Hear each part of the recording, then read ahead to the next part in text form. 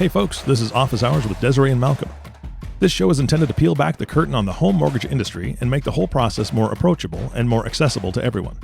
Desiree Regusci currently serves as the Business Development Manager for Fortis Mortgage, and among other things, she is responsible for educating current and future clients on the ways in which the right mortgage can help make their home ownership dreams into a reality. Malcolm Ethridge recently began working with the team at Fortis Mortgage as a strategic consultant, where he lends his expertise and perspective as a certified financial planner in helping homeowners with unique and complex borrowing needs understand and navigate the mortgage landscape. In each episode, the pair will discuss a particular mortgage topic, share real-world examples, and give you the perspective of the lender, underwriter, and loan originator. So with that, Desiree, Malcolm, take it away.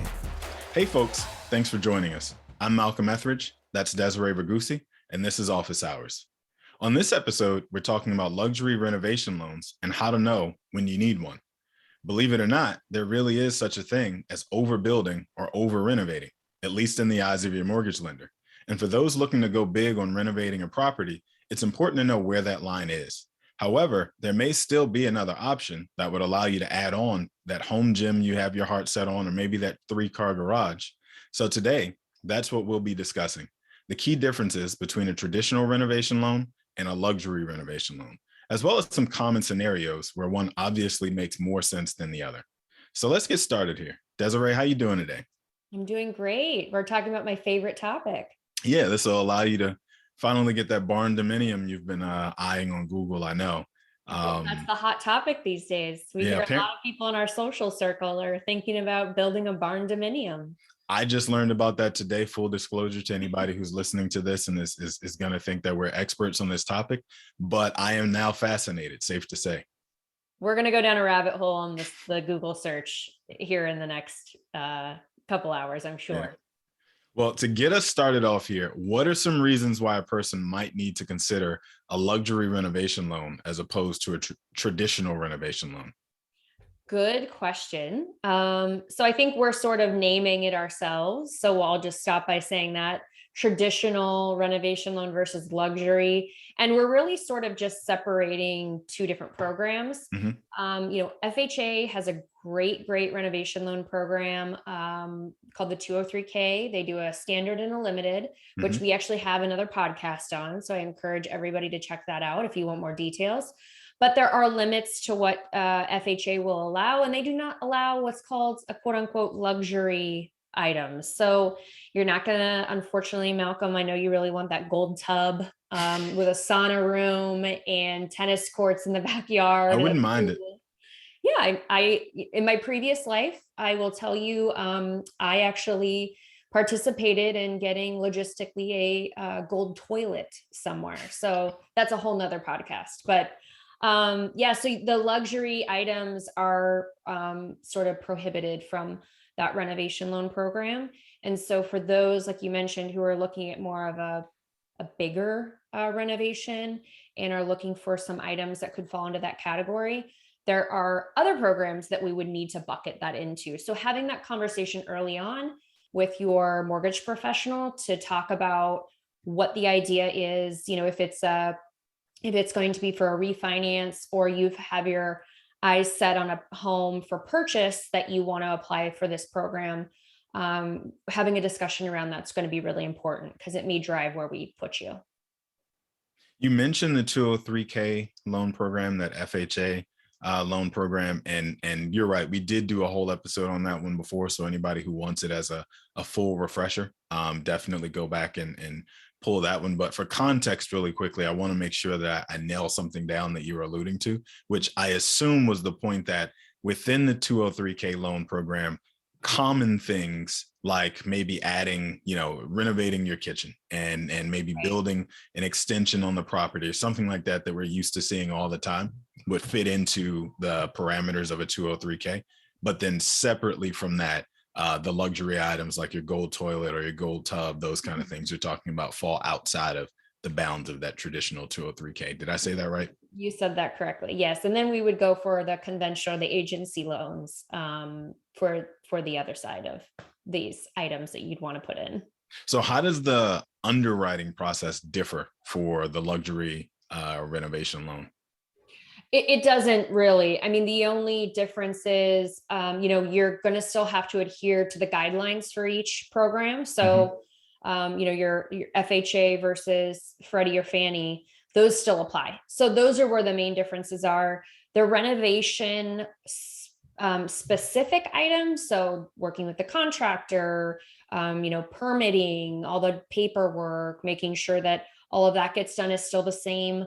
FHA does require a HUD consultant to be assigned to the program if you're going to be doing a 203K standard. So that is one other differential between the two. But otherwise, I mean, the underwriting process itself, it's still the same as if you were just going to do a regular, a purchase loan, right? Without the renovations. Okay.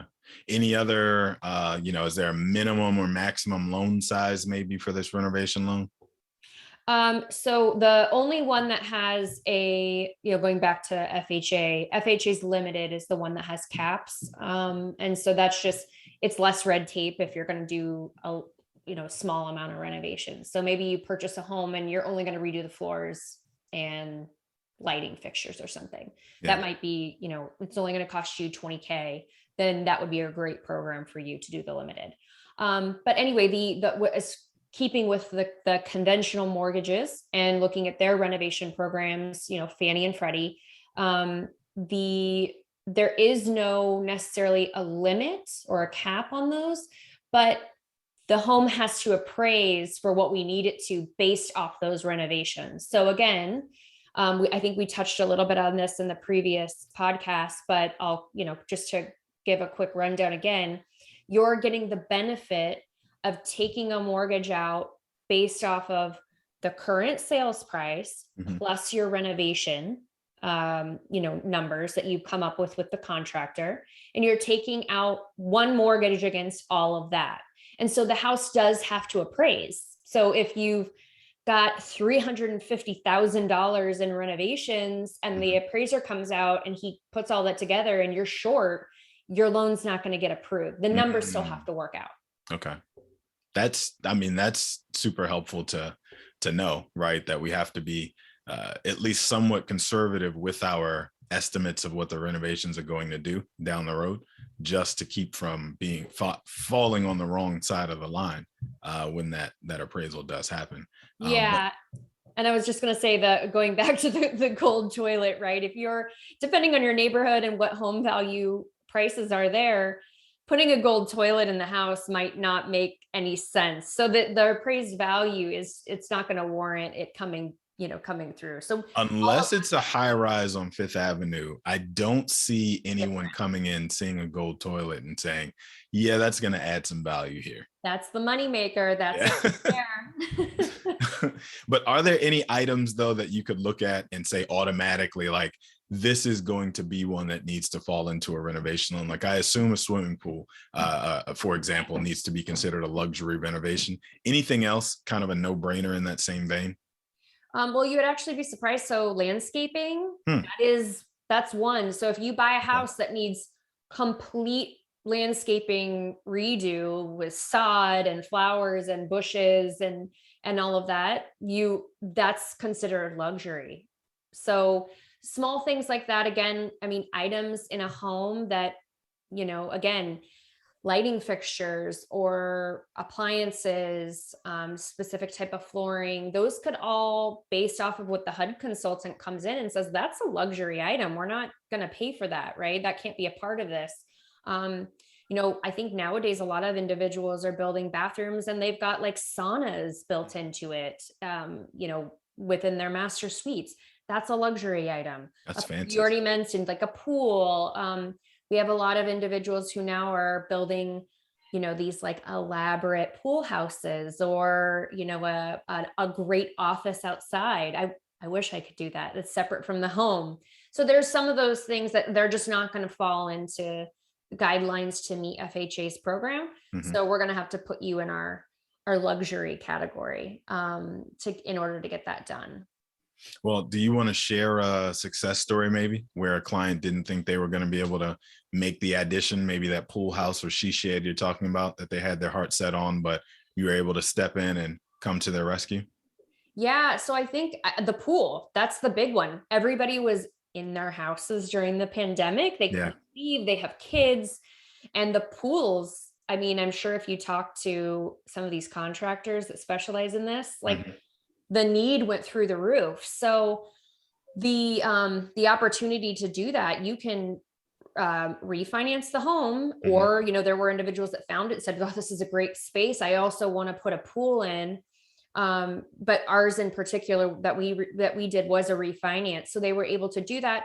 And keep in mind, you can also add the pool, you can do pool decking, if there's any fencing that needs to go in, so the surrounding area for the pool itself can be included in those, can be included in that number. Mhm. And so now they were able to include $110,000 pool Wow. addition into their mortgage. So I think it's pretty cool. You'll have to let me know who that was off air so I can go visit. Absolutely. It's pools are always great. It's like those, what are the other items? Like you rather just have a friend with a boat. I don't want to have a boat. I want the friend with the boat. Well, that'll do it for this episode. Thank you, ladies and gentlemen, for joining us for another episode of Office Hours. I'm Malcolm Ethridge. She's Desiree Regusci. And Desiree, remind people where they can find you if they have questions or want more after this goes live. Absolutely. So email is Desiree@fortismortgage.com. Our website, fortismortgage.com.